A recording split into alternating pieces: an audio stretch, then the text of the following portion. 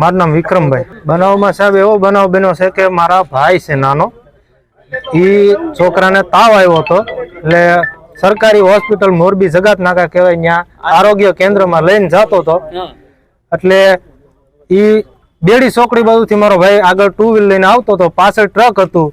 મારા ભાઈએ ગાડી સાઈડમાં લઈ લીધી, પાછળ વાળાને હાથ ઊંચો કરીને કીધું હતું કે ગાડી ધીમી પાડી, છતાં એ માણસે ધીમી ન પાડી અને આ માણસ સાઈડમાં ઉભો હતો ને એને હડફેટે લઈ લીધો ટ્રક વાળાએ।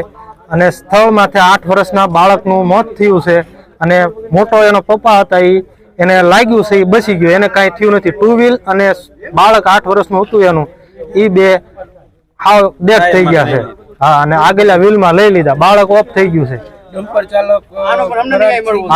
ચાલક ફરાર થઈ ગયો છે, કેલેન્ડર હાથમાં આવ્યો છે અને મેન જે એનો માલિક હતો ને એ હાથમાં આવ્યો છે। ડમ્પર ચાલક જે ડ્રાઈવર હતો ને એ ભાગી ચૂક્યો છે। પોલીસને અને મીડિયાને અમારી એ જ માંગ છે કે અમને આનો ન્યાય મળવો જોઈએ। અમે નાના માણસો, અમે ઝુંપડપટ્ટીમાં રહીએ છીએ અને કચરામાંથી ભંગાર વીણીને અમે અમારું ગુજરાન ચલાવીએ છીએ।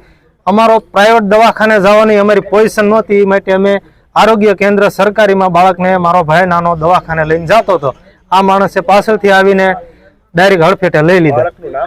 બાળકનું નામ છે જગદીશભાઈ, એના પપ્પાનું નામ છે જયસુખભાઈ, બાળકની ઉંમર હતી 8 વર્ષ।